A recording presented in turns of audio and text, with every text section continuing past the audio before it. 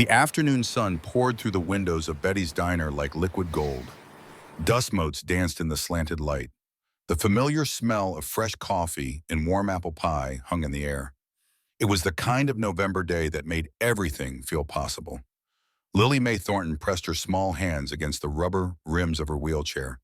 Her mother Hannah held the door open. The bell above chimed its usual welcome. 6 years old and wise beyond her years, Lily had learned to read rooms the way other children read storybooks. She could tell within seconds who would smile at her and who would look away. The diner wasn't much to look at. A dozen worn booths lined the walls, their red vinyl seats patched with duct tape in places. A long counter stretched along one side, chrome, edged and gleaming despite its age. Black and white checkered tiles covered the floor. Photographs from decades past decorated the walls. Local heroes, high school champions, wedding parties, all frozen in time. This place was Lily's sanctuary. Here she wasn't the girl in the wheelchair. She wasn't the kid other children whispered about on the playground. She wasn't the daughter whose father had walked away the day the doctors delivered their diagnosis. Here she was, just Lily, a regular customer, a friend. Dutch Van Halen emerged from the kitchen, his weathered face breaking into a genuine smile. 62 years old with silver hair and kind eyes, he'd owned in this diner for 40 years. Bought it from his parents. Proposed to his late wife at booth number 7. Held her hand in this very building during her final heart attack 3 years ago. The diner was all he had left of her. "There's my favorite customer," Dutch called out. His voice carried the warmth of 1,000 shared meals. Lily's face lit up. That smile could melt glaciers. "Hi, Mr. Dutch." Hannah guided the wheelchair toward their usual spot, a corner booth near the window. Good light, easy access. A view of Main Street where Lily liked to watch the world go by. "How's my little gardener today?" Dutch asked, wiping his hands on his apron. "Still teaching your mama where the sunflowers should go," Lily giggled. "They need the sunny spot, everyone knows that." "Smart girl," Dutch winked at Hannah. "The usual." "Please," Hannah replied. Her voice carried the exhaustion of a single mother working double shifts at the county hospital. But when she looked at her daughter, that weariness disappeared, replaced by something fierce and protective. As Dutch headed back to the kitchen, Lily's attention wandered. She studied the other customers with the careful observation of someone used to being studied herself. Mrs. Peterson sat alone reading the newspaper. The Hendersons occupied a booth with their 3 children. 2 truck drivers hunched over coffee at the counter. And then Lily saw him. In the far corner, hidden in shadows, sat a man unlike anyone else in the diner. Massive. That was the first word that came to mind. His shoulders seemed too broad for the booth. His hands wrapped around a coffee mug looked like they could crush stone. A thick beard, more salt than pepper, covered the lower half of his face. Tattoos crawled up his arms, disappearing beneath the sleeves of a leather vest. The vest bore patches, symbols Lily didn't understand. But even at 6 years old, she recognized the skull and wings. She'd seen motorcycles with those same markings roaring down Main Street. Hell's Angels. The man sat perfectly still, not reading, not looking at his phone, just staring into his coffee like it held answers to questions he was afraid to ask. An invisible barrier seemed to surround him. Other customers gave his corner a wide berth. Eyes flickered toward him, then quickly away. Lily watched him for a long moment. She saw something familiar in the set of his shoulders, in the way he hunched over his mug, in the careful stillness that came from not wanting to be noticed. He looked lonely, just like her. On the playground at school, Lily would park her wheelchair near the swings and watch other children play. They didn't mean to exclude her. Not really. They just didn't know how to include someone different. So they played their games and she watched. Alone in a crowd, this man, this giant with his leather and tattoos and fierce appearance, sat alone in a room full of people. And something in Lily's heart recognized a kindred spirit. "Mom," Lily said quietly. Her eyes never left the solitary figure in the corner. Hannah followed her daughter's gaze. Her body tensed immediately, protective instincts firing on all cylinders.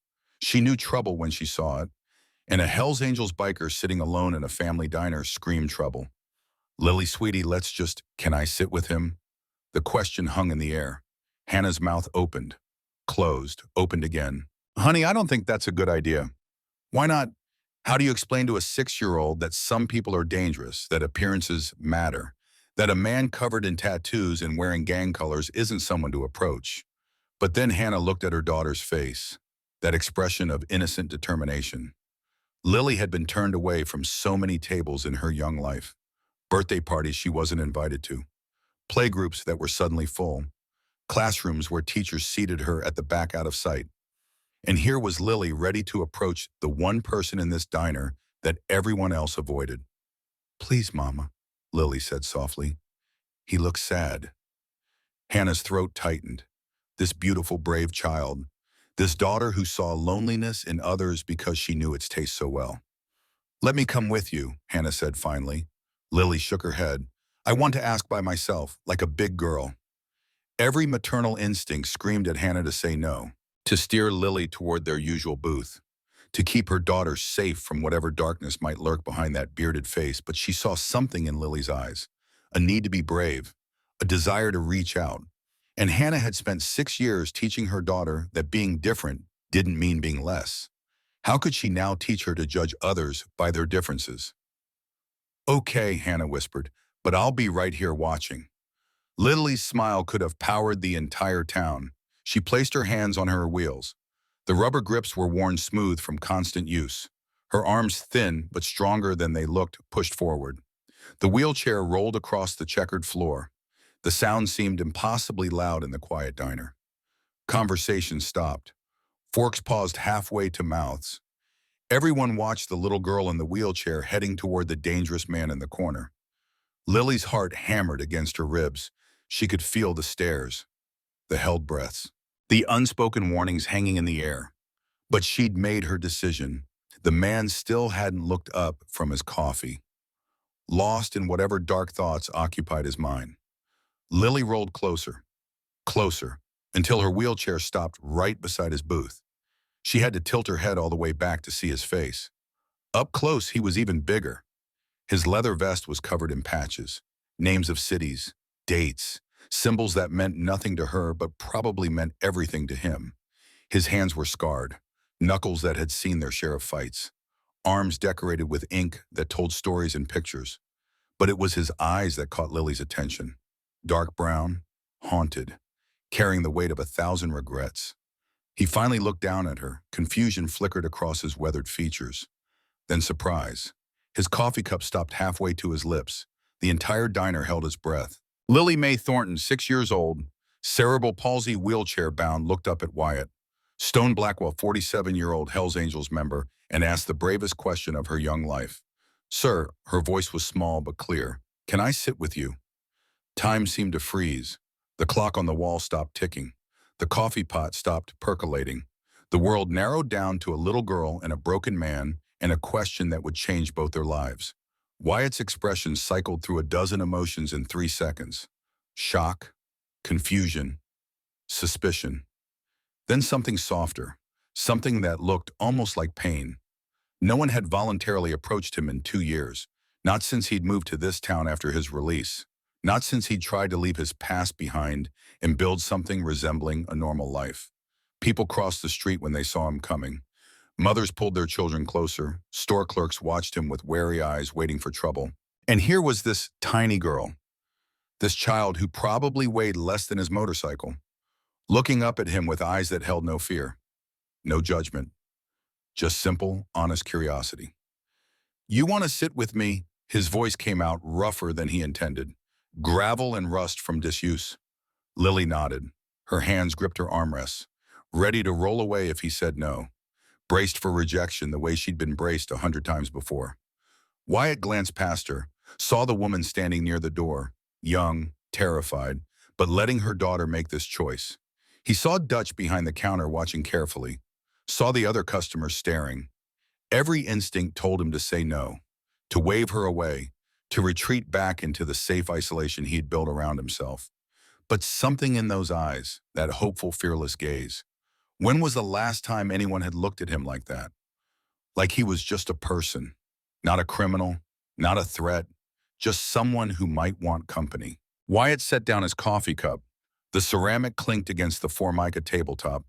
He moved his papers aside, gestured to the empty space across from him. Sure, kid. The words felt foreign in his mouth. Pull up a seat. Lily's face exploded into the brightest smile Wyatt had ever seen. She maneuvered her wheelchair with practiced ease, rolling into position at his booth. Her movements were careful, deliberate. She'd done this dance 1,000 times. Behind them, the diner slowly exhaled. Conversations resumed. Forks clinked against plates. But everyone kept one eye on the corner booth. Hannah approached slowly like someone approaching a wild animal. Her posture screamed protective mother, ready to snatch her child away at the first sign of danger. I'm Hannah, she said. Her voice was steady despite a racing heart. This is my daughter Lily. Wyatt nodded. Wyatt. He didn't offer his hand, didn't want to scare them off with his scarred knuckles and prison tattoos. Is it okay if I sit too? Hannah asked. Lily frowned. Mama, I wanted to. It's fine, Wyatt interrupted. His massive frame shifted to make room. Plenty of space. Hannah slid into the booth beside Lily, close enough to grab her if needed. Her purse stayed in her lap, her body angled toward the exit. Wyatt recognized a flight response when he saw one. That's quite a set of wheels you got there, Wyatt said, nodding toward Lily's wheelchair. He kept his voice gentle, non-threatening, the way he used to talk to his nephew before everything fell apart.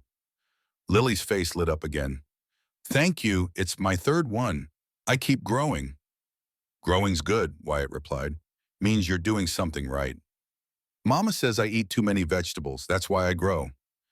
Lily giggled at her own joke. Despite himself, despite the darkness he carried, Wyatt felt the corner of his mouth twitch. Almost a smile. The muscles felt strange, unused. Dutch appeared with menus, his expression carefully neutral.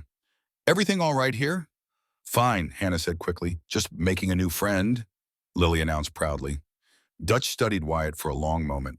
The biker had been coming here for 8 months. Always alone, always quiet, always left generous tips. Never caused trouble. Just a man trying to drink his coffee in peace. Well then, Dutch said slowly, friends of Lily's eat free. Wyatt shook his head. That's not necessary. Wasn't asking. Dutch's tone left no room for argument. He looked at Lily. The usual for you, sweetheart? Yes, please, and Mr. Wyatt needs pie. Everyone needs pie. Mr. Wyatt, Wyatt's eyebrow raised. Mama says we use Mr. for grown-ups we respect, Lily explained seriously. Respect. When was the last time anyone had given him that, just Wyatt is fine kid? Okay, Mr. Wyatt. Lily grinned clearly, having no intention of dropping the formality. Over the next 30 minutes, something remarkable happened. Lily talked. She told Wyatt about her garden, about how sunflowers needed sunny spots and tomatoes needed steaks. She explained her theory that vegetables grew better if you sang to them. She described her favorite books and her dreams of helping other kids like her. Wyatt listened, really listened. Not because he had to, but because this little girl made the world seem less dark. Her enthusiasm was infectious. Her view of life untainted by the cynicism he carried like armor. Hannah watched this interaction with growing amazement. Her daughter who struggled to make friends, who came home from school in tears more often than not, who spent recess alone. This same daughter was chattering away to a Hells Angels biker like they were old friends. And the biker, this intimidating man with his scars and tattoos and leather, he was gentle, patient. He asked Lily questions about her garden, nodded seriously when she explained the importance of mulch. There was no pity in his eyes when he looked at her wheelchair. No awkward avoidance. He treated Lily exactly like what she was, a smart, funny, interesting little girl who happened to use wheels to get around. You know what Wyatt said after Lily finished explaining her plan to grow pumpkins next year? I bet you could give my motorcycle a run for its money in those wheels. Lily's eyes went wide. You have a motorcycle? Used to ride all over the country. Wyatt's expression grew distant, remembering roads he'd traveled, brothers he'd ridden with, a life he'd left behind. That sounds amazing, Lily breathed. Sometimes it was. Wyatt chose his words carefully. Sometimes it wasn't. Hannah heard the pain in those words, the regret. She had heard that tone before. In her patients at the hospital, people who'd made choices they couldn't unmake, walked paths they couldn't untread. Can I tell you a secret? Lily leaned forward, her voice dropping to a whisper. Wyatt leaned in too, matching her serious expression. Secrets are safe with me. I want to help other kids who use wheelchairs. Some of them don't have nice ones like mine, and some of them feel lonely. I want to make them feel less lonely. Wyatt's throat constricted. This 6-year-old child who had every reason to feel sorry for herself wanted to help others. That's a mighty big heart you got there, kid, he said quietly. Mama says everyone has big hearts. Some people just forget to use them. Wyatt glanced at Hannah. She met his eyes. In that moment, an understanding passed between them. This fierce mother who'd raised a remarkable daughter. This broken man who'd forgotten what kindness felt like. Your mama's a smart woman, Wyatt said. The afternoon stretched on. Other customers came and went. The lunch rush faded into the quiet lull before dinner. And in the corner booth, an unlikely friendship was born. Lily told stories. Wyatt listened. Hannah slowly relaxed. Her hand moved away from her purse. Her shoulders dropped from their defensive hunch. When it was finally time to leave, Lily looked genuinely sad. Will you be here tomorrow? She asked Wyatt. He hesitated. Tomorrow he had planned to grab coffee and go. Keep his head down. Stay invisible. But looking at this little girl's hopeful face. Yeah, he heard himself say, I'll be here. Lily's smile could have lit the entire town. As Hannah pushed Lily's wheelchair toward the door, the little girl turned back. Mr. Wyatt, thank you for letting me sit with you. Thank you for asking, kid. The bell chimed as they left. Wyatt sat alone again in his corner booth. But the space felt different now. Less like a hiding place. More like somewhere he belonged. Dutch approached with a fresh pot of coffee. That was something, the older man said quietly. Wyatt nodded. She's a special kid. Takes a special person to see it. Dutch refilled the cup. You did good, son. Those words, you did good. Wyatt couldn't remember the last time anyone had said them to him. He watched through the window as Hannah loaded Lily into their car. The little girl waved at the diner. At him. Wyatt raised his hand, a small wave back, and for the first time in longer than he could remember, Wyatt, Stone Blackwell, felt something other than regret. He felt hope. That night, Lily lay in bed unable to sleep. Her mind raced with possibilities. She'd made a friend today, a real friend, someone who listened to her stories, who didn't see her wheelchair first. But she'd also noticed something else, the way other people looked at Mr. Wyatt, the way they avoided him, whispered about him, treated him like he was dangerous. She knew that feeling, knew what it was like to be judged before anyone bothered to know you. And an idea began to form in her 6-year-old mind. If people saw Mr. Wyatt with her, saw him being kind, saw him being a friend, maybe they wouldn't be so scared. Maybe they'd give him a chance, just like he'd given her a chance when he said yes to her question. Lily reached for her notebook, the one with the flower stickers on the cover. She opened to a fresh page and wrote in her careful, wobbly handwriting, Operation Friendship. She didn't know it yet, but this simple plan would change everything. The next day, Lily insisted they go to the diner again. Hannah, seeing her daughter's excitement, agreed. They arrived at 2 in the afternoon. The lunch crowd had thinned. Wyatt sat in his corner booth. Same spot, same coffee, same invisible barrier keeping the world at bay. Until Lily rolled in. Mr. Wyatt? Her voice carried pure joy. Wyatt looked up. That almost smile returned. Hey, kid, back for more pie. Back to see my friend. Lily wheeled herself to his booth without hesitation. This time, Hannah didn't hover. She nodded at Wyatt and took a seat at the counter, giving her daughter space, trusting her instincts. Over the next week, this became their routine. Every afternoon, Lily and Wyatt, the little girl and the biker, an unlikely pair that made more sense than anyone could have imagined.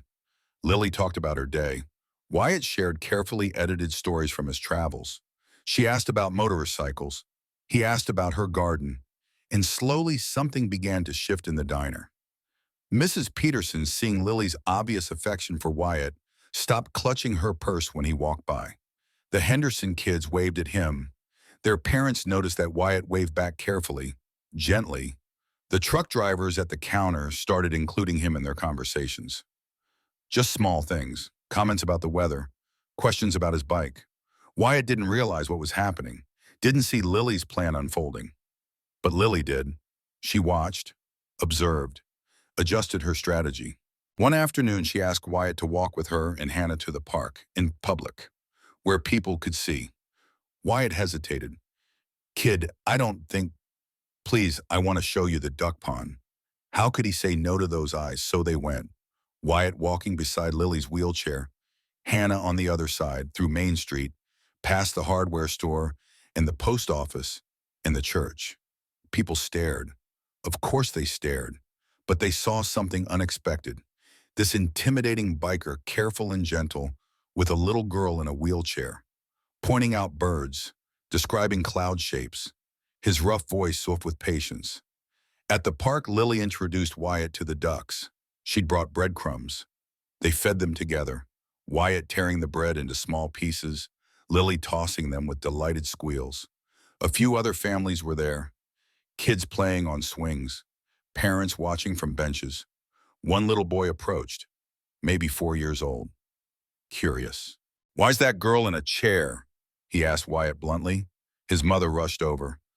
Tommy, that's rude. It's okay, Lily said. She was used to questions.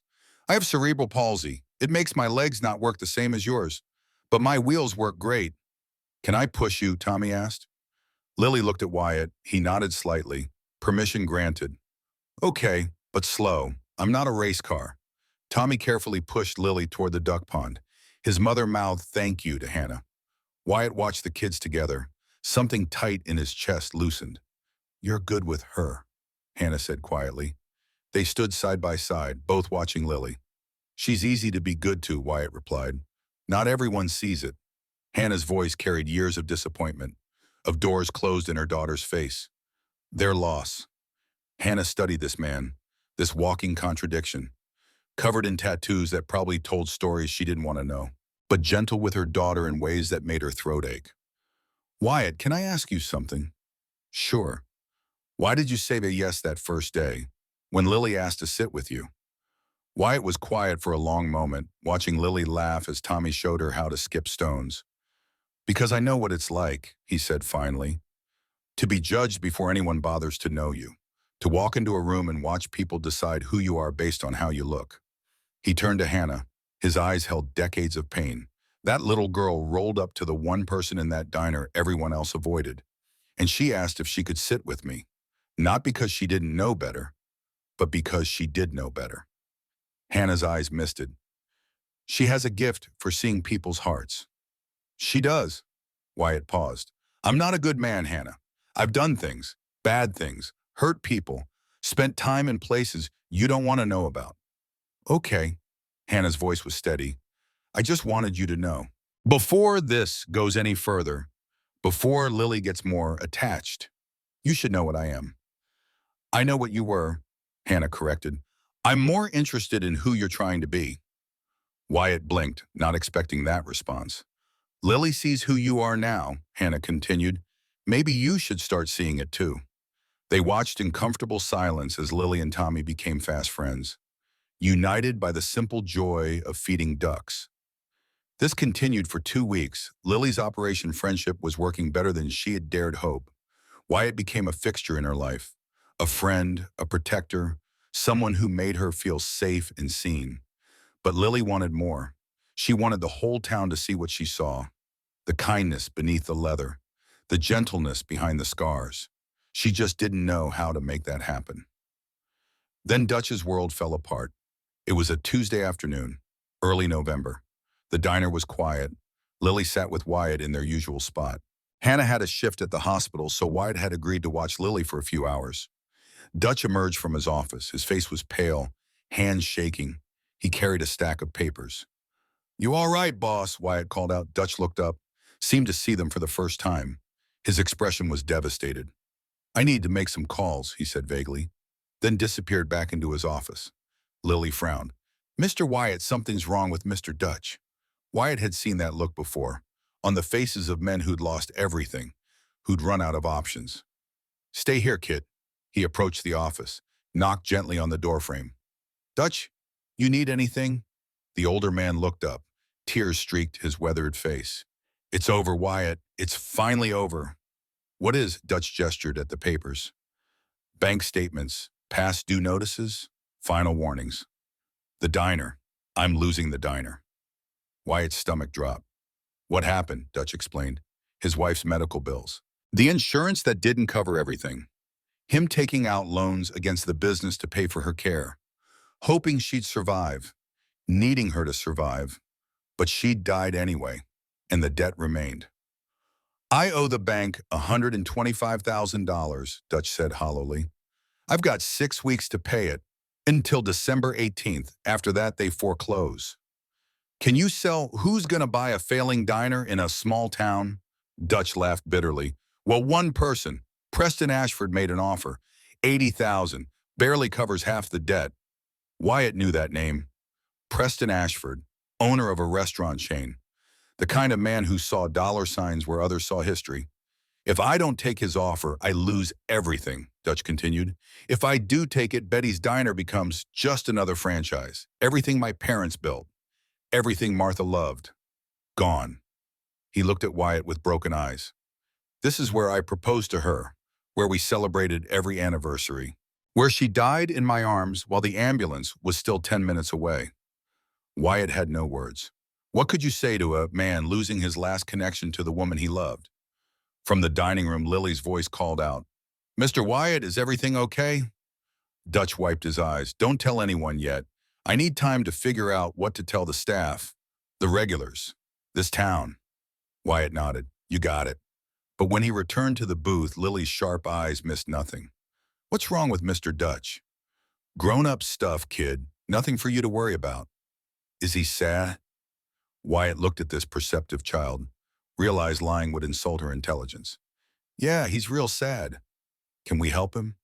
I don't know how, Lily. She was quiet for a moment, her small face scrunched in concentration. In the movies, when someone needs help, the heroes make a plan. This isn't a movie, kid. But we could still make a plan, right? Her eyes brightened. You know, big, strong people. Motorcycle people. They could help. Wyatt shook his head. It's not that simple. Why not, Amir? Because the kind of help Dutch needs costs money. A lot of money. How much? Wyatt hesitated. More than $100,000. Lily's eyes went wide. She tried to count that high on her fingers. Gave up. That's a lot. It is. But Mr. Dutch is nice. Betty's is our special place. We can't let it close. Sometimes we can't fix everything, Lily. She looked at him with those impossibly wise eyes. My mama says we won't know if we can fix something until we try. Your mama's pretty smart. So we should try, right? Wyatt looked at this 6-year-old child, this little girl who'd walked into his life and somehow made him believe in goodness again. I don't know what we could do, he admitted. Lily thought hard. People give money for things they care about, like when the church needed a new roof. They had a big party and people gave money. A fundraiser. Yeah, we could have a fundraiser for Mr. Dutch. It was such a simple idea, such a naive plan. What were the odds they could raise $125,000 in 6 weeks? But looking at Lily's excited face, Wyatt couldn't bring himself to crush her hope. Even if we tried, he said carefully, we'd need a lot of help, organization, someone who knows how to run events like that. You could ask your motorcycle friends, Lily suggested. They're strong. They could help set up. Wyatt's blood ran cold. Lily, I can't ask them. Why not? How do you explain to a child that reaching out to your past means risking your future, that those bridges he'd burned might not be crossable, because those people they're part of who I used to be, not who I'm trying to be now. But you're still friends, right? It's complicated. Lily tilted her head. Mr. Wyatt, were you scared when I asked to sit with you that first day? Yeah, kid, I was. But you said yes anyway. I did. Maybe your friends will say yes too. If you ask brave like I did. Out of the mouths of babes, Wyatt sat back, mind racing. Lily was right. He did know people.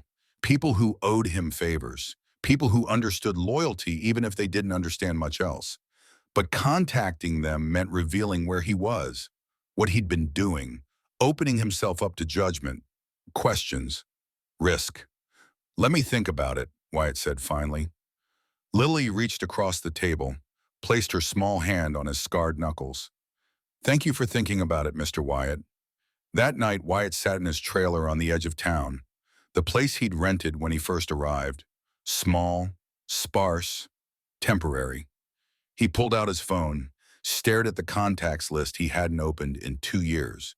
Names scrolled past, brothers he'd ridden with, fought beside, bled with, men who'd been his family when his real family had given up on him.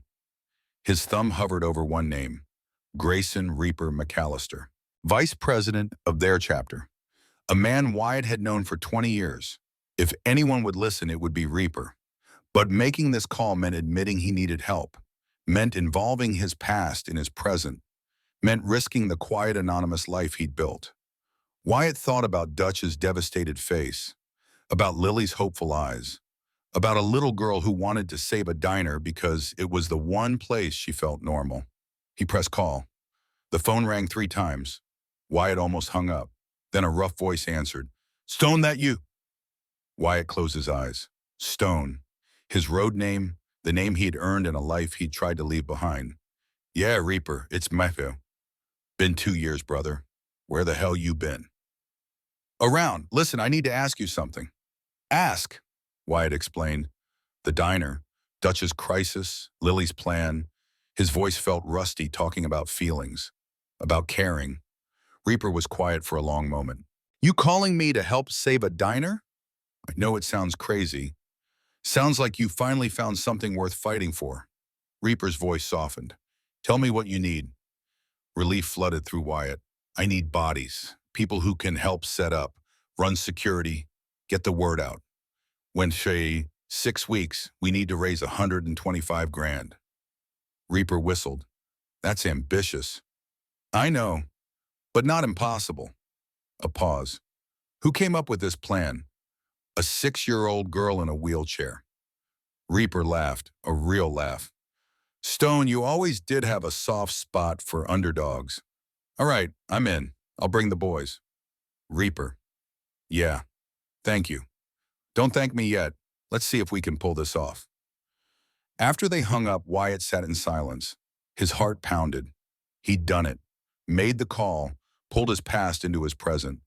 For a little girl who'd asked if she could sit with him, for a diner owner who treated him like a human being, for a chance to do something good. The next day, Wyatt told Lily about his phone call. Her face lit up like Christmas morning. "Really, they'll help. They'll help." "Can I meet them?" Wyatt froze. "Kid, I don't know if that's a good idea." "Why not if they're your friends?" "They're different than your other friends." "So are you," Lily pointed out. "And you're my best friend." Hannah, overhearing this conversation, looked worried. "Lily, sweetie, maybe we should—" "I want to meet them," Lily insisted. "They're helping save Mr. Dutch's diner. That makes them heroes." Wyatt and Hannah exchanged glances. "If we do this," Hannah said carefully, "I come too. And if I say it's time to leave, we leave. No arguments." Lily nodded eagerly. Wyatt ran a hand through his hair. This was a terrible idea. But looking at Lily's excitement, he couldn't say no. "All right, but just for a few minutes, and only at the diner. Public plate." 3 days later, 6 motorcycles pulled up outside Betty's diner.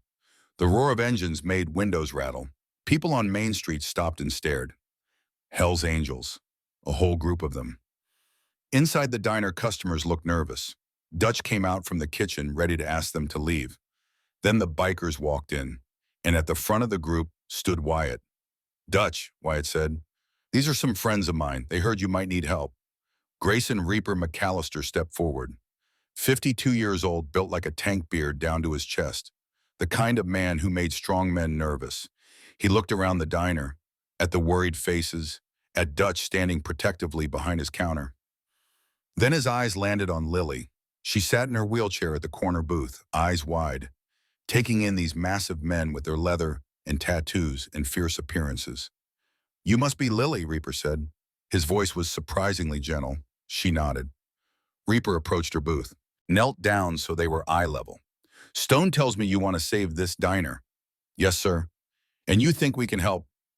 "I think everyone can help if they want to." Reaper smiled, a real smile that transformed his intimidating face. "You're a smart kid. All right, we're in." He stood and turned to Dutch, extended his hand. "Name's Grayson."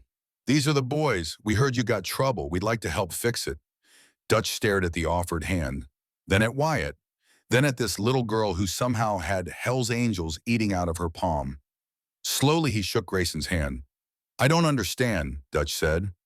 Lily wheeled forward. Mr. Wyatt called his friends. They came to help. Because that's what friends do. One by one, the bikers introduced themselves to Lily. Beckett, Hammer Walsh. Tommy, Tank Morrison. Each one knelt down, spoke to her with respect, treated her like the mastermind she was, and Lily charmed every single one of them. Within an hour, they'd taken over a corner of the diner, spreading out papers, making lists, planning.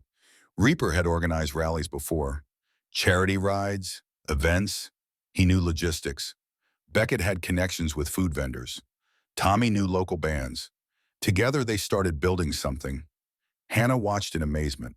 Her 6-year-old daughter sat at the center of this group of bikers, directing traffic, sharing her ideas, being taken seriously. We need posters, Lily announced. I can draw them.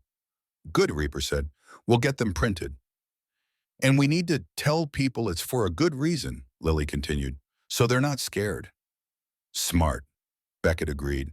What should we tell them? Lily thought hard. That Mr. Dutch needs help, that Betty's diner is important, that everyone is welcome to help save it. She looked at Wyatt. Can you put that in grown-up words? Wyatt's throat was tight. Yeah, kid, I can do that. Over the next 2 weeks, the plan took shape. They'd hold a fundraiser in the diner's parking lot, food, music, auction, activities for kids. The bikers would provide security and setup. Local businesses would donate items for the auction. The community would be invited to come together. For Dutch, for Betty's, for the memories held in these walls. But the question remained, could they raise enough? $125,000 in 6 weeks seemed impossible. Except Lily didn't believe in impossible. She spent every afternoon at the diner, drawing posters, planning, organizing. At 6 years old, she became the heart of the operation. Word spread through town. At first, people were suspicious. Hell's Angels running a fundraiser? That seemed wrong, but then they met Lily, heard her story, saw her determination. And slowly, cautiously, the town began to get involved. Mrs. Peterson donated items from her bakery. The Henderson family volunteered to help set up. Even the pastor at the local church offered to spread the word. Donations started trickling in. Small amounts, $20 here, $50 there. Every dollar counted. Wyatt kept track of the total, $18,000 after the first week. Not nearly enough, but a start. One afternoon, as Lily and Wyatt sat together counting donations, she looked up at him with serious eyes. Mr. Wyatt, are you scared we won't raise enough money? He wouldn't lie to her. Yeah, kid, I'm scared. Me too. They sat in companionable silence, this unlikely pair, brought together by a brave question. But being scared doesn't mean we quit, right? Lily asked. Right. It means we try harder. Where'd you learn that? Lily smiled. From you. You were scared that first day, but you let me sit with you anyway. That's brave. Wyatt's eyes burned. This little girl, this wise, wonderful child. Thank you, Lily. For what? For asking that question, for seeing something in me I'd forgotten was there. Lily reached out, took his hand. That's what friends do, Mr. Wyatt. They help each other remember the good parts. As the sun set over Betty's diner, Wyatt looked at this 6-year-old girl who'd changed his life, who'd brought him back from the edge, who'd given him a purpose. Whatever happened with the fundraiser, he knew one thing for certain. Meeting Lily Mae Thornton was the best thing that had ever happened to him. Then 10 days before the fundraiser, everything changed. Preston Ashford walked into Betty's diner. Expensive suit, polished shoes, the look of a man who owned things. He saw Lily and Wyatt at their corner booth. Dutch behind the counter. The posters advertising the fundraiser. His expression hardened. He approached their table, looked down at Lily with cold eyes. You must be the little girl everyone's talking about. Lily met his gaze steadily. I'm Lily. Lily, I'm Preston Ashford. I'm a businessman, and I have to tell you, this fundraiser of yours is a waste of time. Why, Tram? Because this diner is mine. One way or another, your little event won't change that. Lily's hands gripped her armrests. Betty's diner isn't for sale. Everything's for sale, sweetheart. It's just a matter of price. Wyatt stood up, his considerable height making Preston take a step back. She asked you a question. Why are you so sure the diner's yours? Preston recovered his composure. Because Dutch is drowning in debt. Because this town doesn't have the money to bail him out. Because in 3 weeks, when your little fundraiser fails, he'll have no choice but to accept my offer. He looked at Lily again.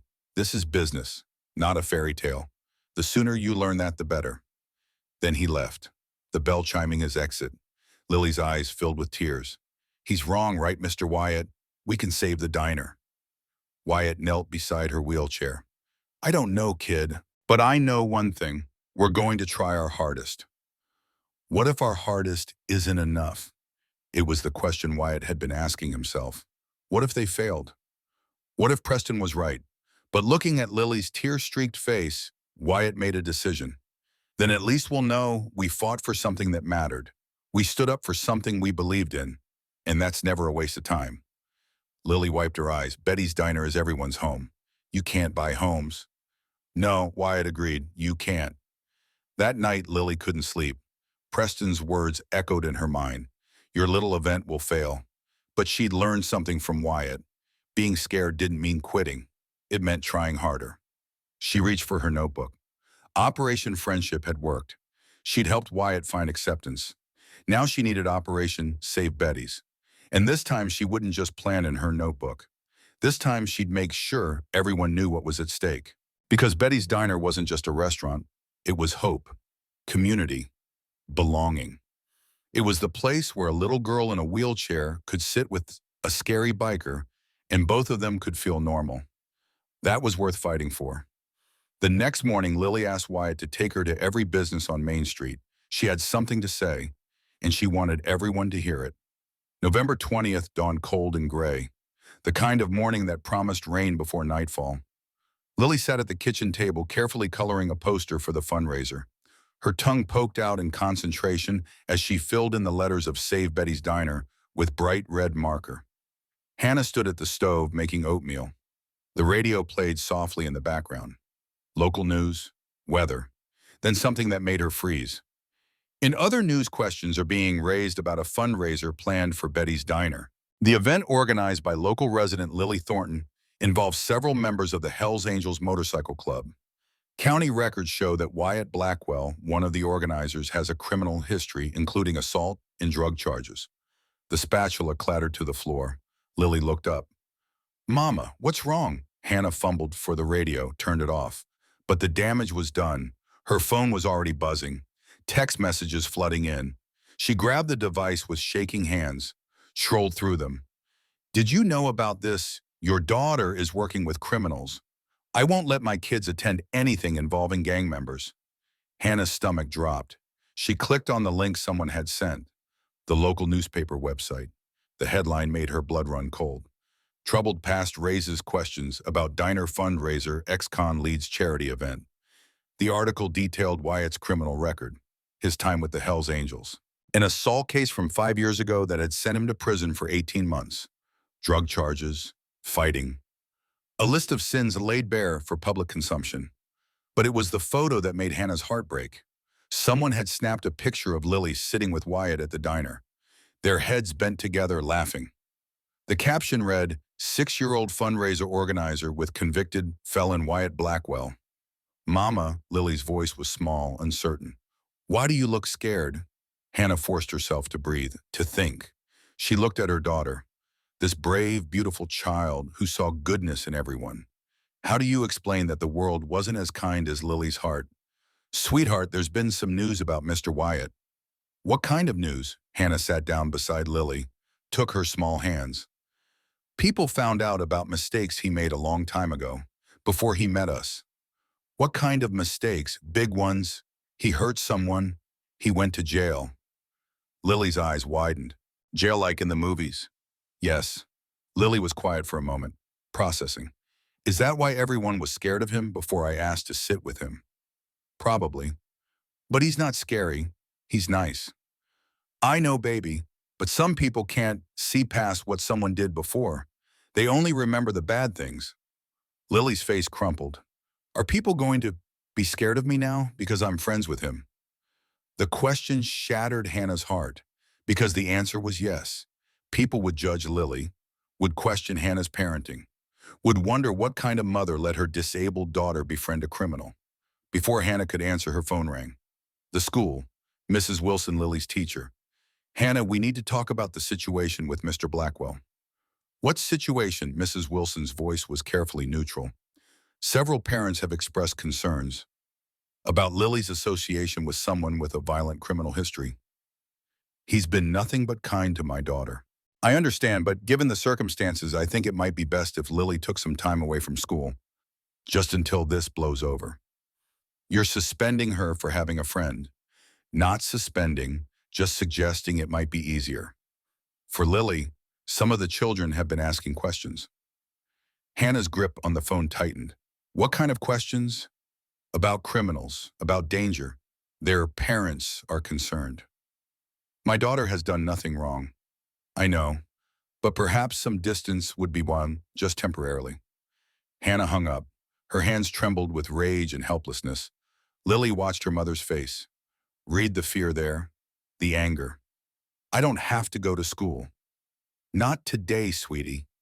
Because of Mr. Wyatt, Hannah nodded, unable to speak past the lump in her throat. Lily looked down at her poster, at the bright colors and hopeful message. Mama, did I do something bad by being his friend? No, baby, you did something brave and good. Then why are people mad? How do you explain prejudice to a 6-year-old? How do you tell her that people feared what they didn't understand them, that second chances weren't always given freely? They're not mad at you, Hannah said carefully. They're scared, and sometimes fear makes people do mean things. By noon, the phone had rung 17 times. Most of the calls Hannah didn't answer. But she listened to the voicemails. Some were supportive, friends saying they believed in what Lily was doing. But others were harsh, accusatory, demanding she keep her daughter away from dangerous elements. The donations stopped. The pledges dried up. People who'd promised to help with the fundraiser suddenly had other commitments. When Wyatt called, Hannah almost didn't pick up. But Lily grabbed the phone. Mr. Wyatt, did you see the newspaper? His voice was heavy, defeated. Yeah, kid, I saw it. Are you okay? A long pause. I should be asking you that. Some kids' mommies won't let them play with me now. Lily's voice wavered. Because of you.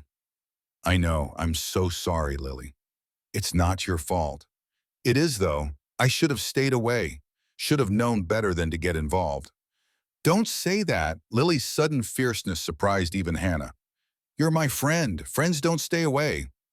Sometimes they have to protect people they care about. I don't need protection from you, Mr. Wyatt. I need you to help save the diner. Wyatt was quiet. When he spoke again, his voice was rough with emotion. You're the bravest person I know, kid. Will you still come to the diner today? I don't know if that's a good idea. Please, I made a new poster. I want to show you. Hannah could hear the battle in Wyatt's silence, the desire to protect Lily warring with his inability to say no to her. All right, 2 o'clock, but just for a minute. When they arrived at Betty's diner that afternoon, the atmosphere was different, colder. Several tables that were usually full sat empty. The regulars who were there avoided eye contact. Dutch came out from the kitchen. His face was drawn. Hannah, Lily, maybe today's not the best day. Why not? Lily asked. Before Dutch could answer, Mrs. Peterson stood up from her booth. The bakery owner who'd always been kind to Lily, who donated cookies for the fundraiser. I'm sorry, Dutch. I can't stay here if he's coming. She glanced at the door, at Wyatt's motorcycle parked outside. I have grandchildren to think about. She left. The bell chiming her exit felt like a death knell. Lily watched her go. I don't understand. What did Mr. Wyatt do to Mrs. Peterson? Nothing, sweetheart, Dutch said gently. People are just scared. Of what? Of things they don't know how to forgive. The door opened. Wyatt walked in. He seemed to physically shrink when he saw the nearly empty diner, the hostile stares from the few remaining customers. Lily wheeled toward him immediately. Mr. Wyatt, you came? He knelt beside her wheelchair, his voice low. Lily, maybe we should talk outside. I want to show you my poster. I know, but please, it's really good. How could he refuse those eyes? They sat in their corner booth, the same spot where this had all started, but it felt different now, tainted by suspicion and fear. Lily showed Wyatt her poster. She'd drawn Betty's diner in the center, surrounded by stick figures holding hands, adults and children, people in wheelchairs and people standing, all smiling. Wow, everyone together. That's what the fundraiser should be. Wyatt's throat constricted. It's beautiful, kid. Do you think people will come, even though they're scared? I don't know. Lily studied his face. The defeat there, the guilt. Mr. Wyatt, are you sorry you met me? What? No, never. Then don't let those people make you sorry. You're good. I know you are. Lily, I did bad things. Really bad things. I hurt someone. On purpose. Wyatt hesitated. It was a fight. I was angry and drunk and stupid. But yeah, I chose to throw that punch. I chose to keep hitting him even after he was down. Did you say sorry? The man I heard his name is Nathaniel. He doesn't want to see me. Can't blame him. I put him in the hospital for 3 months. Lily processed this, her 6-year-old mind trying to reconcile the gentleman before her with the violent act he described. Do you still get that angry? No. Why not? Because I learned what anger costs. I learned that hurting people doesn't make your own pain go away. It just makes more pain. Lily nodded slowly. Mama says everyone makes mistakes. The important thing is learning from them. Your mama's right. So you learn. That means you're better now. If only it were that simple. If only learning from your mistakes erased them, made people forget, gave you a clean slate. But Wyatt looked at this little girl who believed in redemption with her whole heart, who thought goodness could overcome everything. He didn't want to be the one to teach her otherwise. Over the next few days, the situation worsened. The newspaper ran follow-up articles. Local blogs picked up the story. Social media exploded with opinions. Some people defended Wyatt, said everyone deserved a second chance. But more condemned him, questioned the wisdom of letting a violent offender work with children, demanded the fundraiser be canceled.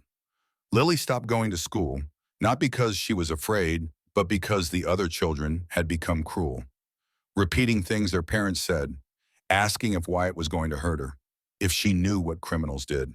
One boy, Christopher, had pointed at her wheelchair and said, "Maybe that biker guy will break your legs worse." Lily had come home in tears.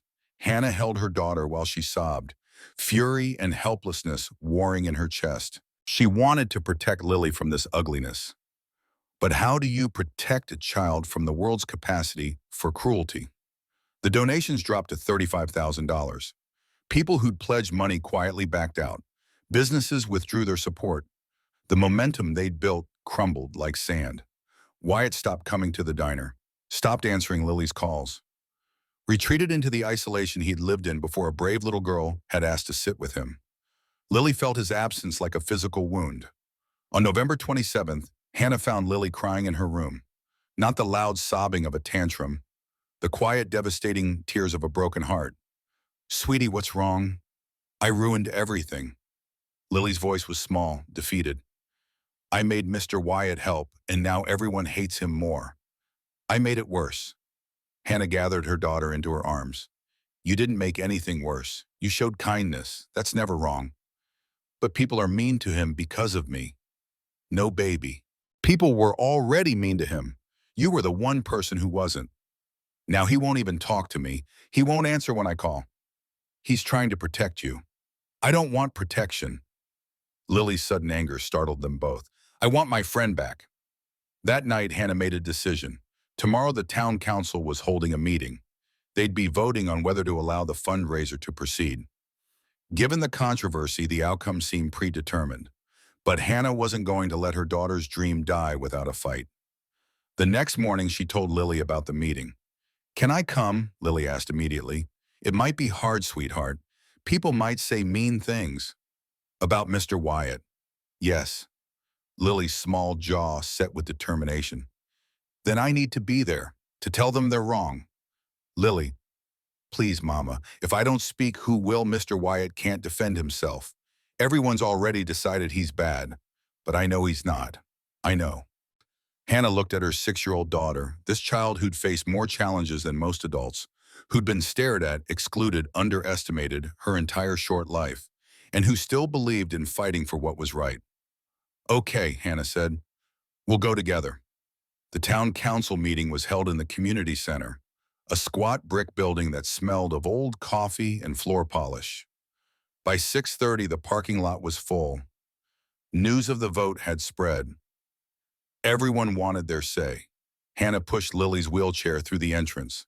The room was packed. 200 people crammed into a space meant for half that. Every seat taken, people standing along the walls. The atmosphere was tense, hostile. Hannah could feel the judgment radiating from all sides. She wheeled Lily to the front, near the council table where 7 members sat. Mayor Constance Wright presided, a kind-faced woman in her 60s who'd always treated Lily well. But tonight, even the mayor's expression was troubled. Let's begin, Mayor Wright said. We're here to discuss the proposed fundraiser for Betty's Diner. Given recent revelations about one of the organizers, concerns have been raised about proceeding. Preston Ashford stood immediately. He'd positioned himself strategically. Front row, expensive suit. The picture of respectable concern. Mayor Wright, council members, I appreciate the opportunity to speak. I know Dutch Van Halen is a beloved member of this community, and I know Betty's Diner holds sentimental value for many. He paused for effect. But we must consider the message we send by allowing this fundraiser to continue, by endorsing the involvement of convicted criminals in community events, particularly events that involve children. Several people nodded, murmured agreement. Wyatt Blackwell has a documented history of violence, Preston continued. Assault, drug charges, gang affiliation. Is this the kind of person we want representing our town, organizing events where our children will be present? More nods, louder agreement. I propose we cancel this fundraiser for the safety of our community, for the protection of our children. Applause erupted, not everyone, but enough to make Hannah's heart sink. Preston sat down, satisfaction clear on his face. Mayor Wright looked uncomfortable. Does anyone else wish to speak? Grayson stood. The massive biker looked out of place among the townspeople. A wolf among sheep. I'm Grayson McAllister. I've known Wyatt Blackwell for 20 years. Yeah, he messed up. Yeah, he did time. But he's also been clean and sober for 5 years. Working honest, Joss, staying out of trouble. Once a criminal, always a criminal, someone shouted from the back. Grayson's jaw tightened. That's a real convenient philosophy when you've never made a mistake big enough to matter. We've all made mistakes, another voice called. Most of us didn't assault someone so badly they nearly died. You're right, Grayson said quietly. Most of you didn't, but some of you drove drunk and got lucky. Some of you cheated on taxes and didn't get caught. Some of you hurt people in ways that didn't leave visible scars. The room went silent. The difference is Wyatt paid for his mistakes, did his time, and he's been trying every day since to be better. Maybe that's worth something. A few people looked uncomfortable, but most faces remained hard, unforgiving. The council members whispered among themselves. It was clear which way the vote would go. Then Lily's small voice cut through the tension. I want to say something. Every head turned, looked at the little girl in the wheelchair. At 6 years old, she seemed impossibly small in this room full of adults. Mayor Wright's expression softened. Lily, sweetheart, this might not be the right time. Please, Lily said. It's about Mr. Wyatt. The mayor hesitated, then nodded. All right, but keep it brief. Hannah wheeled Lily to the front. Her hands shook as she positioned the wheelchair. Lily looked so vulnerable, so small. Do you need me to? Hannah started. I can do it, Mama.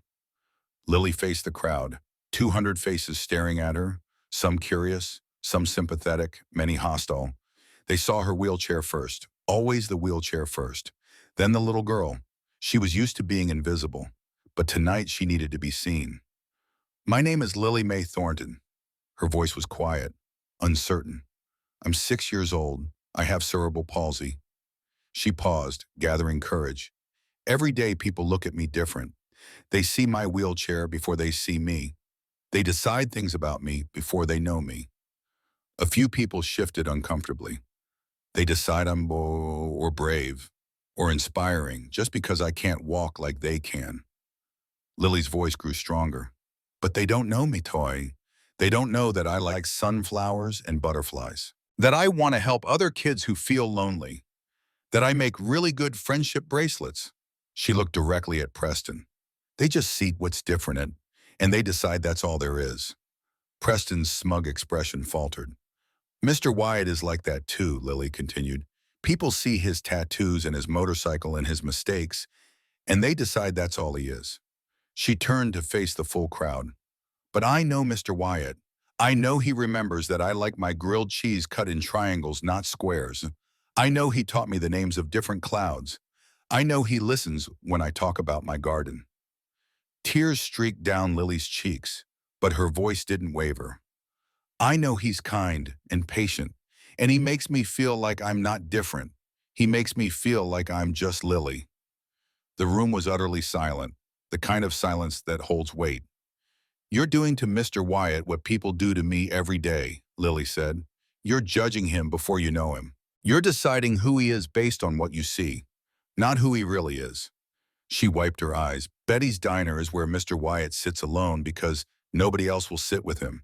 It's where I asked if I could be his friend, and he said yes. Her voice broke. If you close this fundraiser, you're telling kids like me that we shouldn't try. We shouldn't be brave.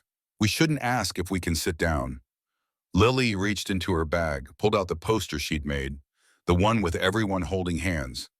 This is what I want, she said, holding it up. A place where everyone belongs, even people who made mistakes, even people in wheelchairs, even people who are different. She looked at the council members. Please don't take that away.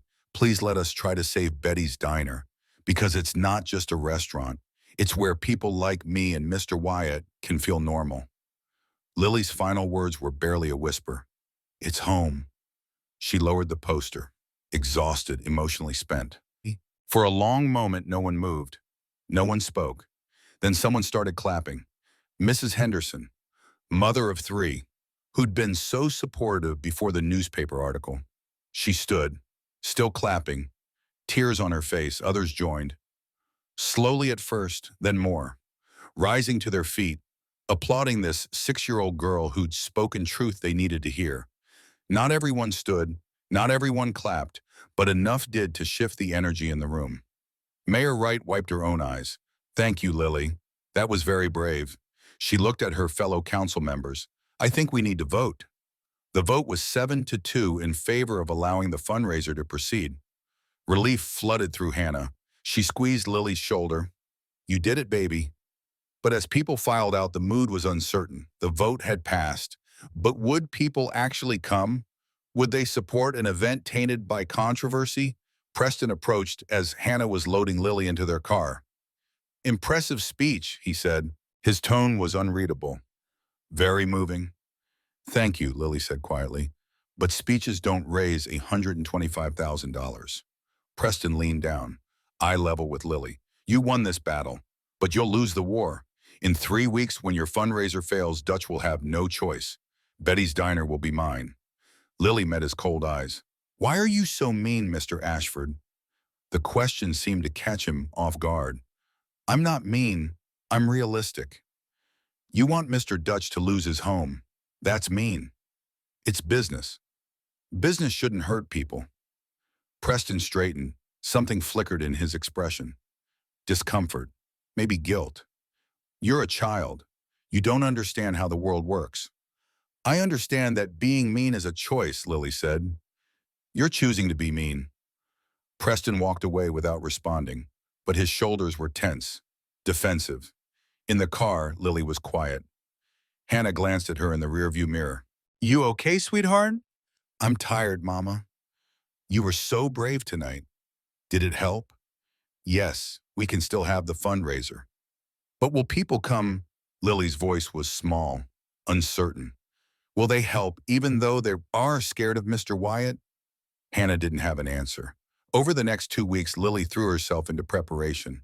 She made more posters, called people to remind them about the fundraiser, worked with Grayson and the other bikers to plan every detail. Wyatt stayed away. He called Lily every few days, checking in, but he refused to come to the diner, refused to be seen publicly with the fundraiser.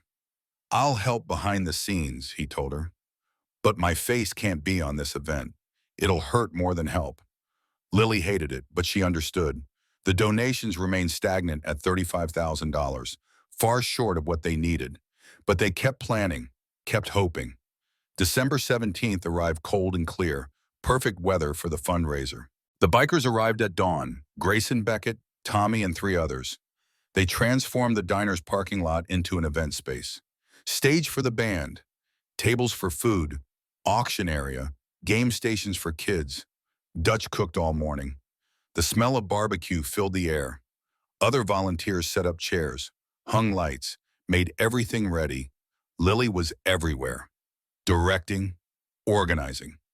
At 6 years old, she'd become the heart of the operation. Hannah watched with pride and trepidation. So much work, so much hope. But would anyone actually come? At 4 o'clock, people started arriving. Slowly at first, a few families, some regulars from the diner, Mrs. Henderson with her children, then more, the pastor and his wife, shop owners from Main Street, people Lily had personally called and invited. By 5:30, the parking lot was packed. Over 500 people, far more than they'd expected. Lily's face glowed with joy. "Mama, look how many people came." The band started playing. Food was served. The auction began. Donations flowed in. The total climbed. 60,000, 75, 89. Lily stayed at the welcome table, greeting everyone, thanking them for coming.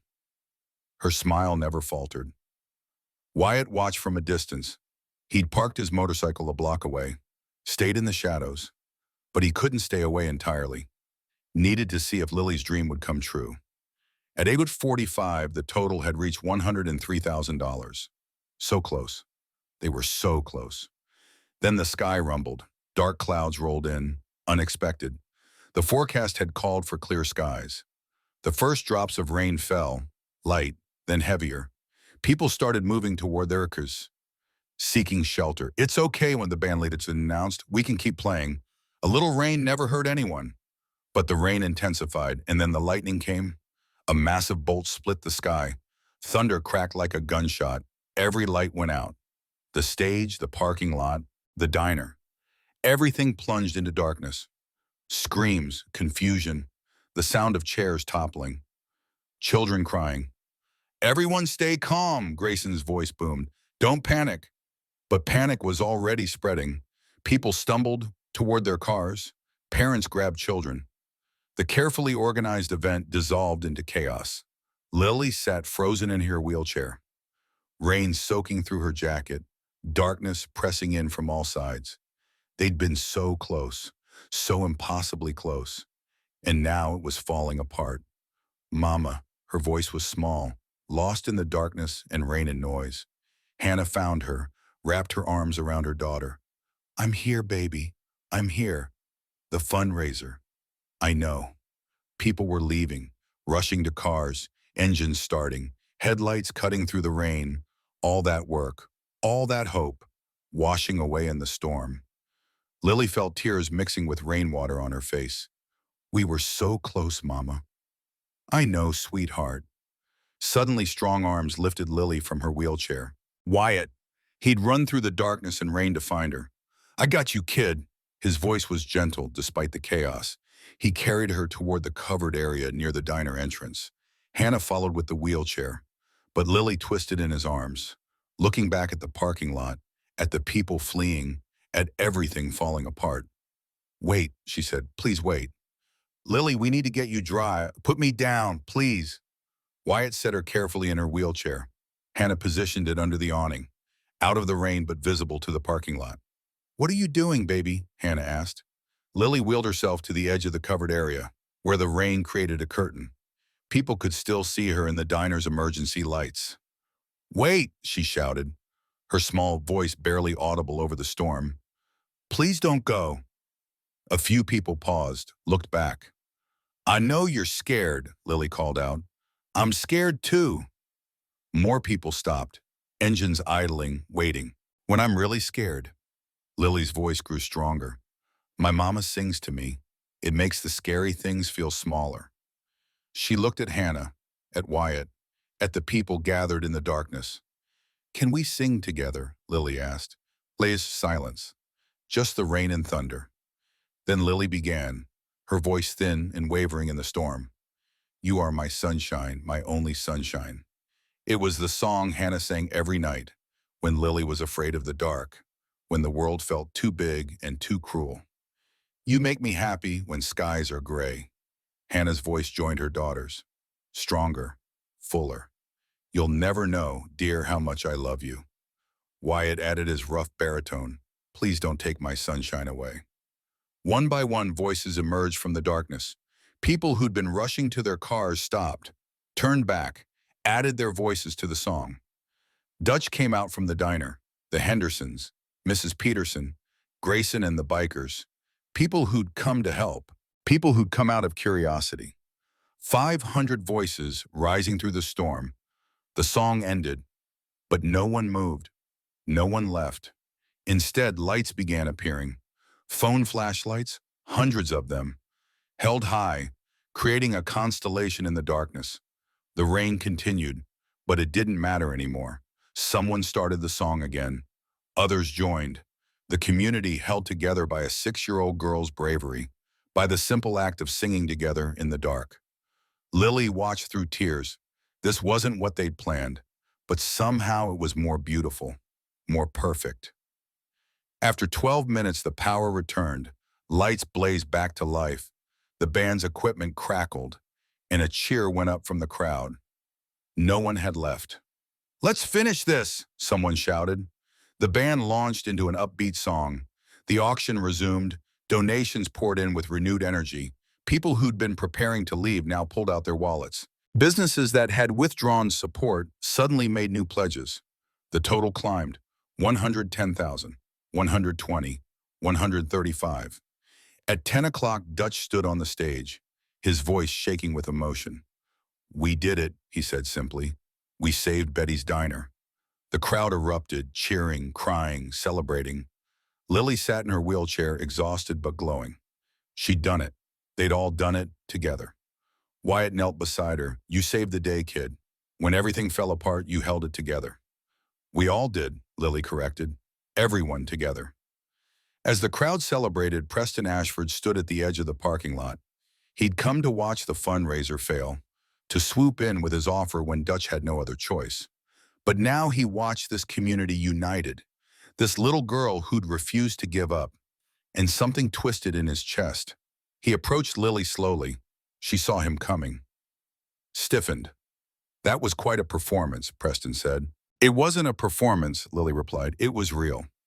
Preston looked at the celebration, at Dutch surrounded by friends and supporters, at the total on the donation board, $142,000. You won, he said quietly. I didn't think you could, but you did. We all won, Lily said, even you if you wanted to. How do I win? I lost the diner. You could be part of this. Lily gestured at the crowd. Part of something good. Preston's expression hardened. You're a child. You think everything can be solved with songs and speeches. But the real world doesn't work that way. Maybe it should. Preston leaned down, his voice cold. Enjoy your victory, little girl, because it won't last. Things break, people leave, and all your hope and singing won't change that. He straightened.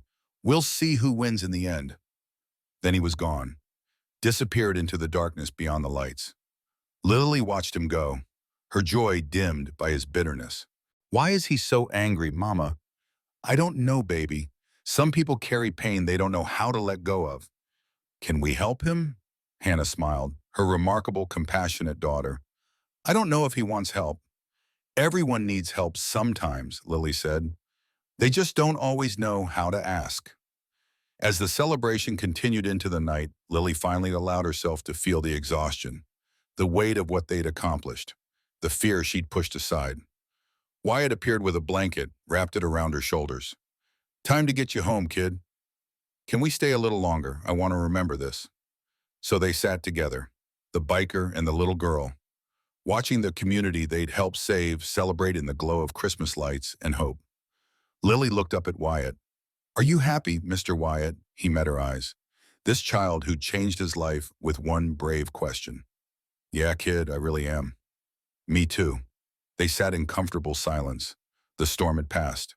The lights were bright, and Betty's diner was saved. But even in this moment of triumph, Lily couldn't shake Preston's words. His anger. His promise that this wouldn't last. She didn't know yet that his bitterness came from grief. That his cruelty masked unbearable pain. That beneath his expensive suit and cold demeanor, Preston Ashford was just a father who'd lost his son. She didn't know that in 3 weeks on Christmas Eve, everything would change again. For now, she simply held on to this moment, this victory, this proof that hope and courage and community could overcome darkness. The little girl who'd asked to sit with a stranger had just saved a diner. But her greatest challenge was still to come. December 24th, Christmas Eve morning. Most of the town was preparing for the holiday, wrapping presents, baking cookies, stringing lights on trees. Lily sat in the car with Hannah. They were driving past Hillside Cemetery, the place where generations of the town's residents rested beneath weathered headstones and bare winter trees.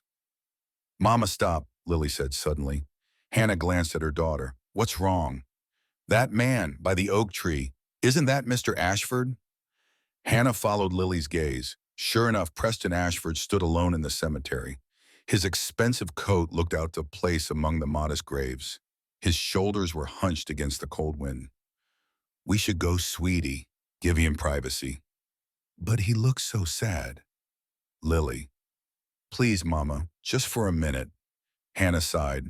Her daughter's compassion would be the death of her. She pulled into the cemetery entrance, parked along the narrow road. Stay in the car while I... But Lily was already opening her door, maneuvering her wheelchair out with practiced efficiency. Preston didn't notice them approaching. He stood before a small headstone, his head bowed, lips moving in silent conversation with the dead.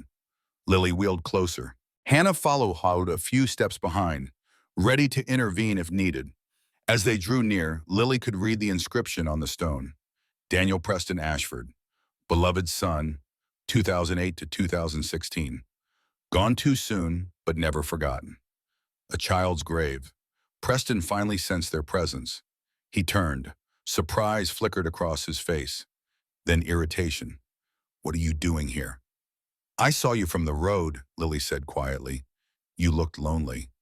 I'm fine. This is private property.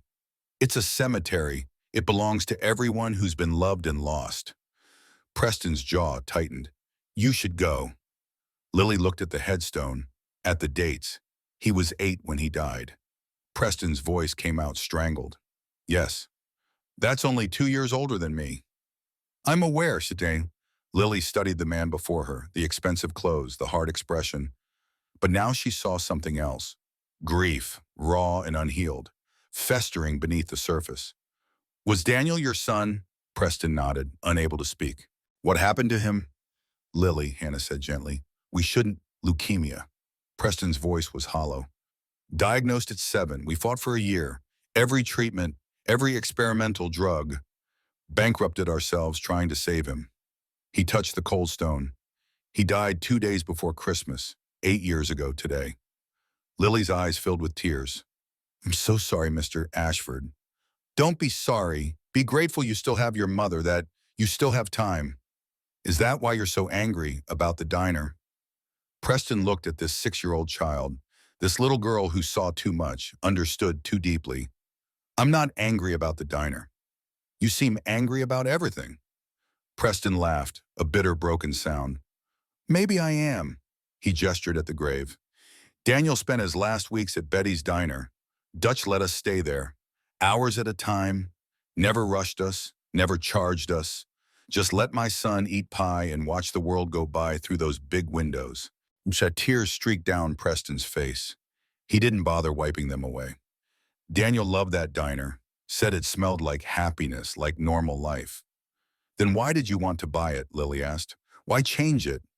Because every time I drive past, I see my son's ghost in that window.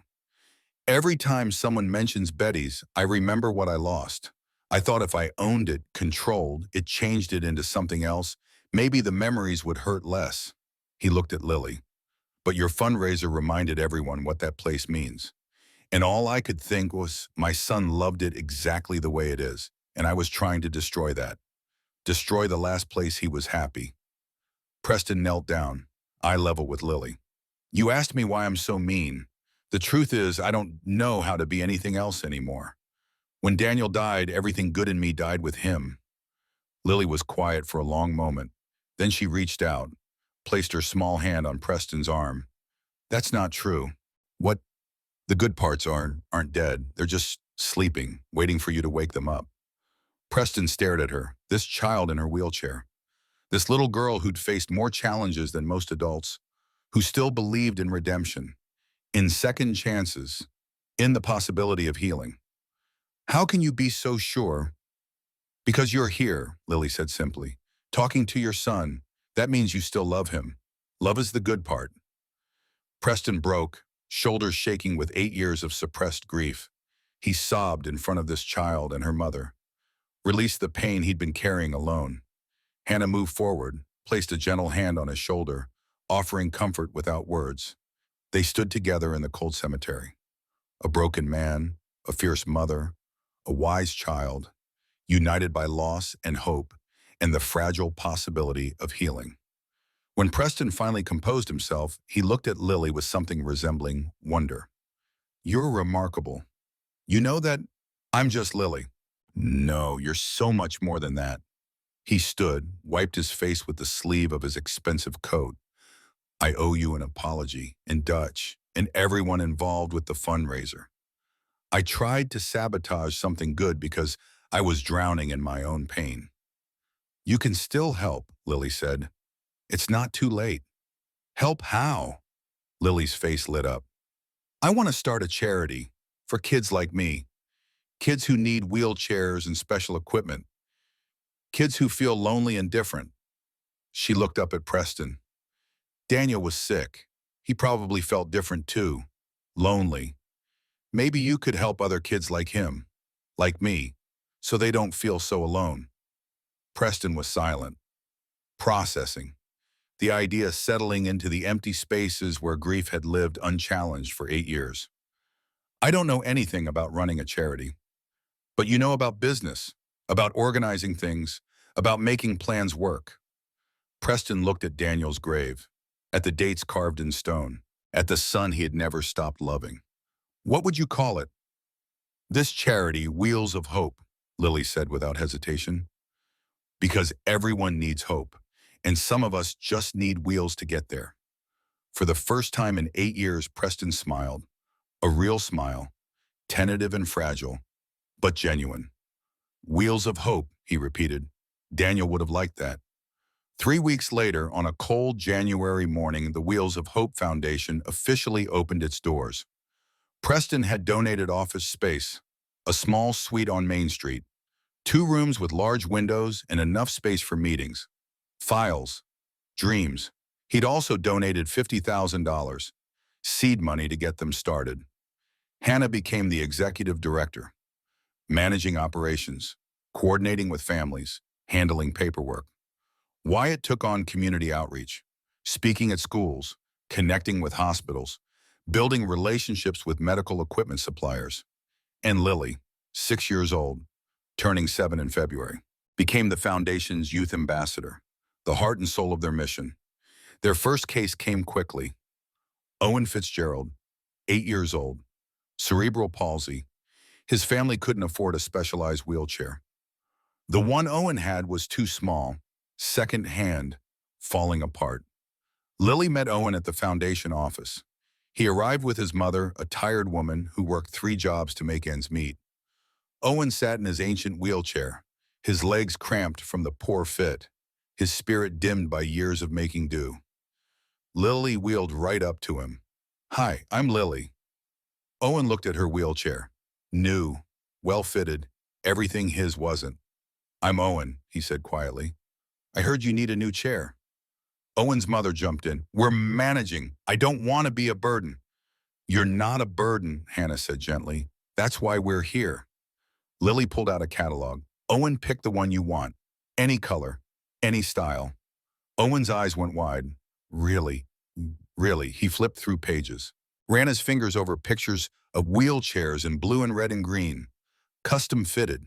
State of the art. Everything he dreamed about, but never dared to hope for. This one, he whispered, pointing to a blue chair with silver accents. But it's expensive. We'll cover it, Preston said from the doorway. He'd been watching silently. Plus 6 months of physical therapy, whatever Owen needs. Owen's mother burst into tears. I don't know how to thank you. Thank Lily, Preston said. This was all her idea. Over the next weeks, Lily and Owen became friends. She taught him tricks for maneuvering his chair, showed him how to advocate for himself, listened when he talked about feeling different at one. Does it get easier, Owen asked one day, being the kid everyone stares at? Lily thought about it. Not really. People will always stare, but you get better at deciding what matters, their stares or your dreams. What are your dreams? To help kids like us, so we know we're not alone. Owen smiled. I think you're going to do it. We're going to do it, Lily corrected. Together. The foundation grew quickly. Word spread. Families reached out. Stories appeared in local papers. Then regional news picked it up. By February, they had helped 5 families. By March 12, by June 31 families across 3 counties had received wheelchairs, medical equipment, therapy support, or adaptive technology through Wheels of Hope. Lily turned 7 in February. A quiet celebration at Betty's Diner. Cake and friends and a sense of purpose that made her feel older than her years. She spent her birthday helping interview a new family. A 4-year-old girl who needed leg braces. Lily sat with her, colored pictures together, made her laugh.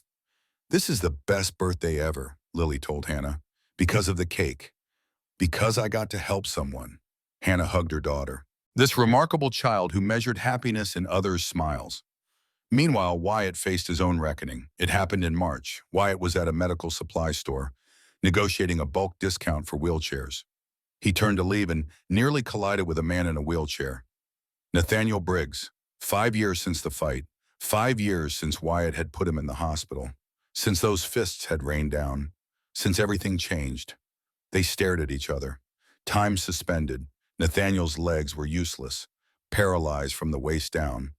The permanent result of that night, of Wyatt's rage and fists and inability to stop. Nathaniel, Wyatt breathed, I didn't know you were. In town, I moved here 6 months ago, closer to family. Wyatt's hands shook. I'm sorry, I know that doesn't mean anything, doesn't fix anything, but I'm so goddamn sorry. Nathaniel studied him. The years had been hard on both of them. Nathaniel's hair had gone gray, his face lined with pain, but his eyes were clear. I know who you are now, Nathaniel said. I read about the fundraiser, saw your picture with that little girl. Lily. She spoke at some town council meeting. Defended you. She did. Nathaniel wheeled closer. The man who put me in this chair doesn't match the man in those articles. I'm trying to be different. I can see that. Nathaniel gestured to the medical supplies. What are you doing here? Working with a charity, Wheels of Hope. We help kids with disabilities get equipment they need. Something flickered in Nathaniel's expression. My daughter has cerebral palsy. Wyatt's breath caught. I didn't know you had a daughter. She's 6, Emma, born a year after you put me here. Nathaniel's voice was neutral, stating facts. My wife left when Emma was 2, said she didn't sign up to care for both of us. Nathaniel, don't. I'm not telling you for sympathy. I'm telling you because you're charity. Does it help kids like Emma? Yes. Nathaniel was quiet for a long moment. Emma needs adaptive equipment for school, special desk, computer setup. I can't afford it. The request hung between them. This man Wyatt had destroyed, asking for help from his destroyer. We'll cover it, Wyatt said immediately. Everything she needs. Why behind that? Because I can't give you back your legs, can't undo what I did. But maybe I can help your daughter. Maybe that's something. Nathaniel's eyes glistened. I've hated you for 5 years. Woke up every day wishing you were dead, wishing I'd never walked into that bar. I don't blame you.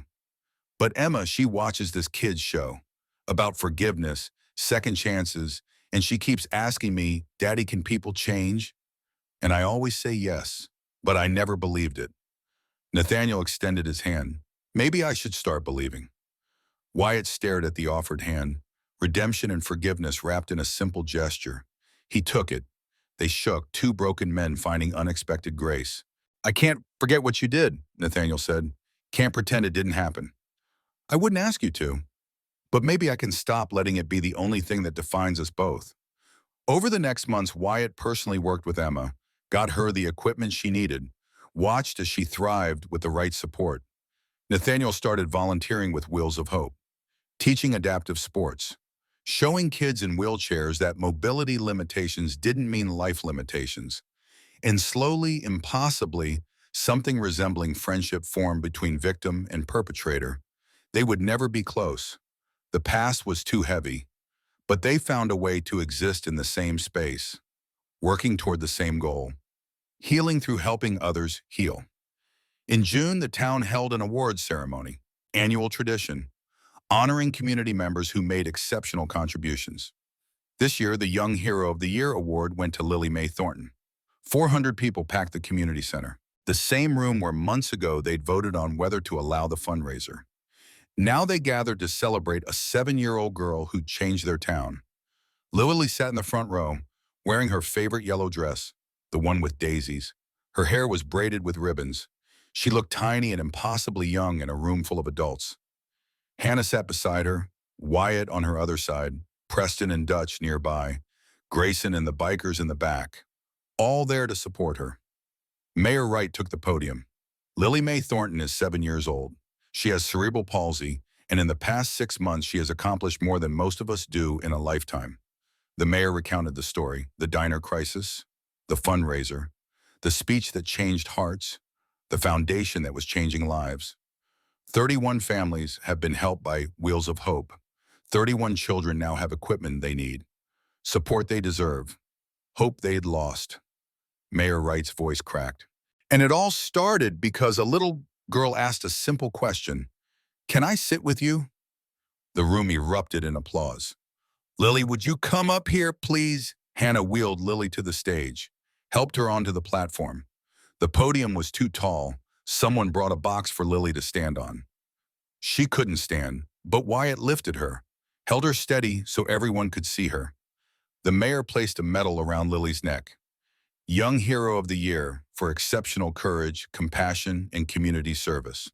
More applause, standing ovation. Lily looked overwhelmed, her eyes scanning the crowd. When the noise died down, she spoke into the microphone, her voice small but clear. Thank you for this award, but I don't think I deserve it. Murmurs of confusion. I'm not a hero, Lily continued. I just asked a question. Can I sit with you? That's all I did. She looked at Wyatt. Mr. Wyatt is the hero. He said yes when he could have said no. He helped me when he didn't have to. He taught me that being brave means being kind, even when the world is mean. Lily reached up, took the medal from around her neck.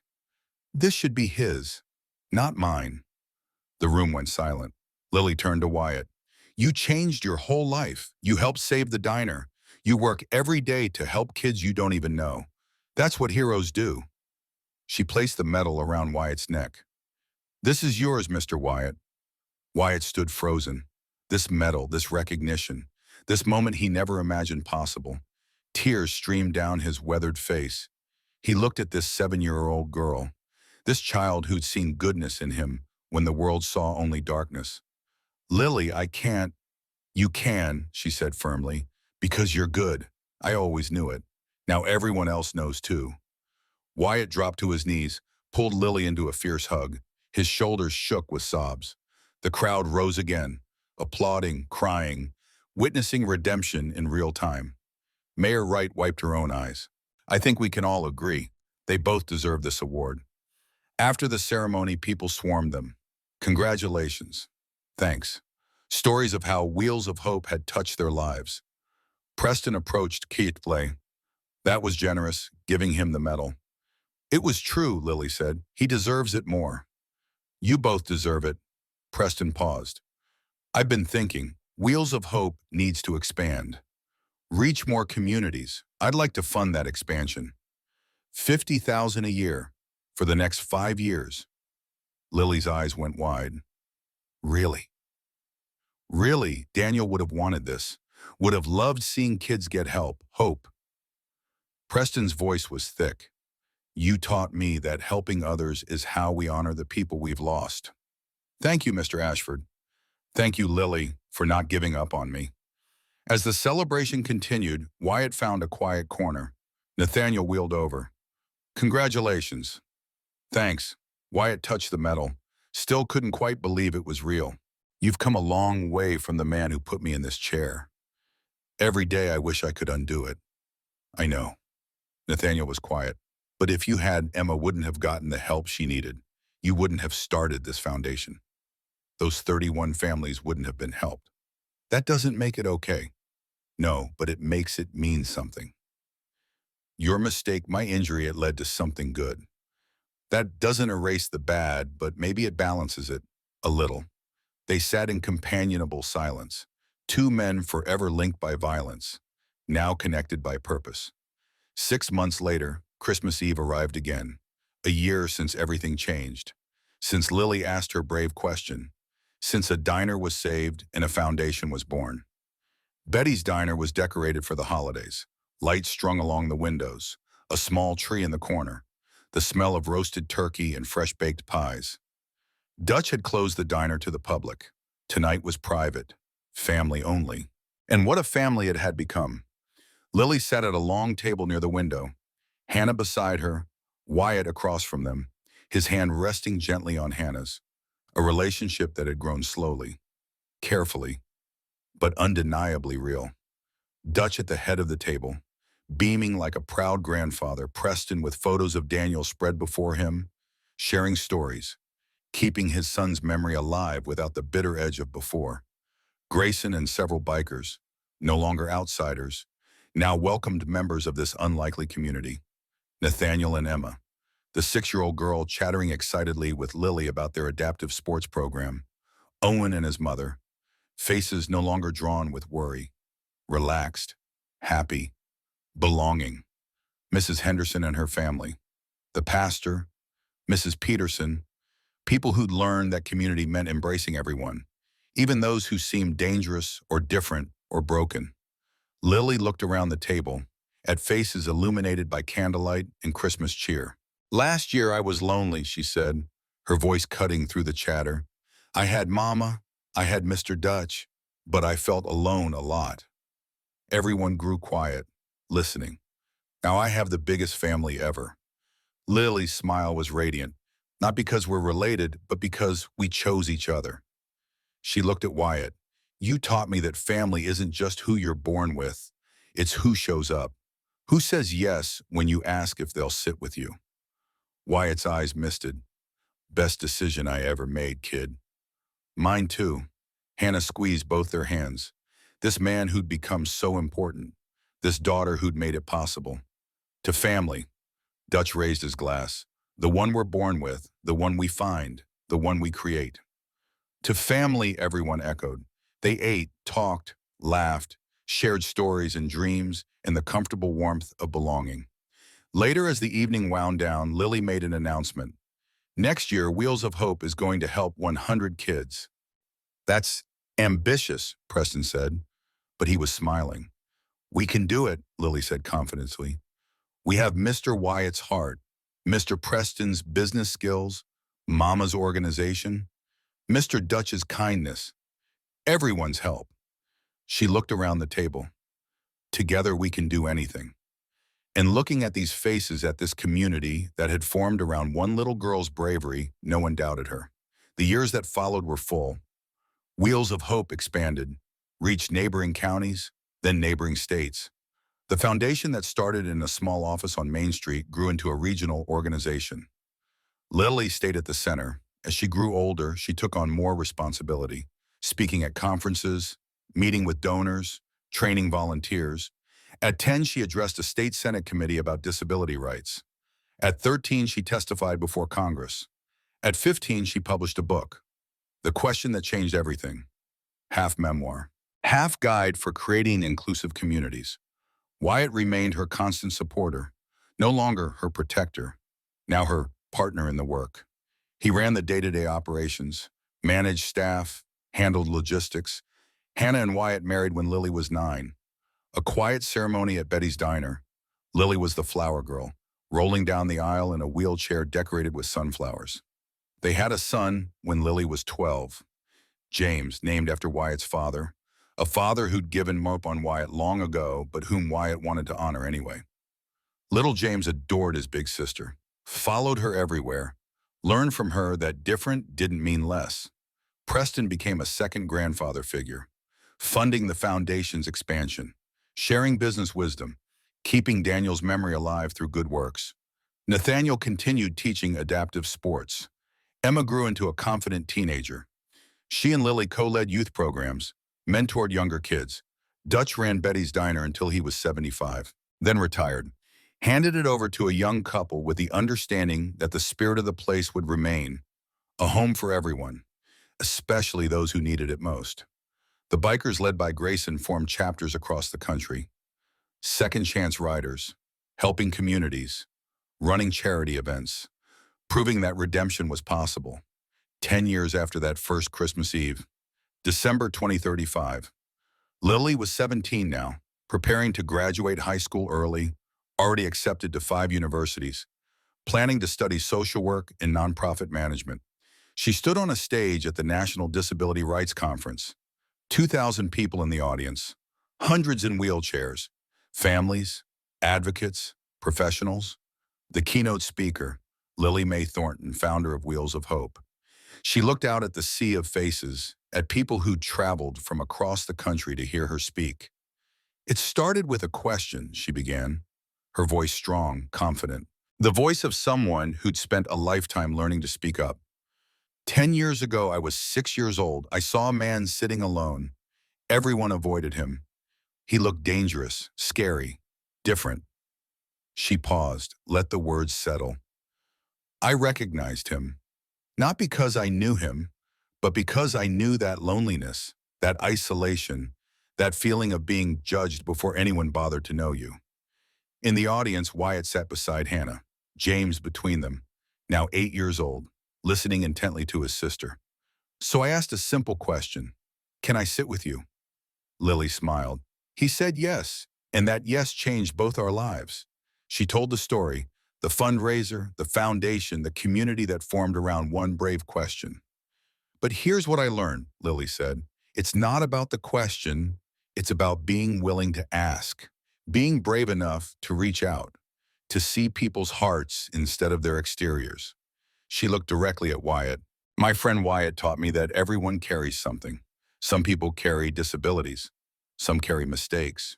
Some carry grief. But we all carry something. And when we have the courage to share those burdens, to ask, to answer, to sit together, that's when we become family. The audience was silent, hanging on every word. Wheels of Hope has helped over 500 families, expanded to 12 states, changed thousands of lives. Lily's voice grew soft, but it all started because one person said yes when he could have said no. She reached into her pocket, pulled out something small, the medal from that award ceremony 10 years ago. This medal was given to me. I gave it to Wyatt, but he gave it back with a boat. He said, keep this. Remember that the bravest thing you can do is ask. The kindest thing you can do is answer. Do both every day. Lily held the medal high. So I'm asking you, all of you, see someone lonely, ask if you can sit with them. See someone struggling, ask how you can help. See someone different, ask who they really are. Her eyes swept the crowd. And if someone asks you, if someone reaches out with fear and hope and bravery, say yes, always say yes. Because you never know, that one question, that one answer might change everything. The crowd erupted, standing ovation, tears, hope. After her speech, Lily was swarmed, people wanting to meet her, thank her, share their stories. Wyatt hung back, watching with pride. His daughter in all but blood. This remarkable young woman who'd saved him from himself. Hannah appeared beside him, slipped her hand into his. She's amazing. She always was. You helped make her that way. Wyatt shook his head. She made me, not the other way around. They watched Lily, surrounded by people, giving everyone her full attention, making each person feel seen. Later that night, back in their hotel room, the family gathered. Lily collapsed onto the couch, exhausted but glowing. That was incredible, James said. You made people cry. Good crying, I hope. The best kind. Wyatt sat beside Lily. Proud of you, kid. Couldn't have done it without you. Sure you could have.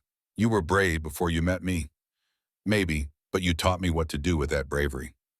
They sat together, father and daughter, bound not by blood but by a question and an answer, by courage and redemption, by love earned through years of showing up. Mr. Wyatt, Lily said.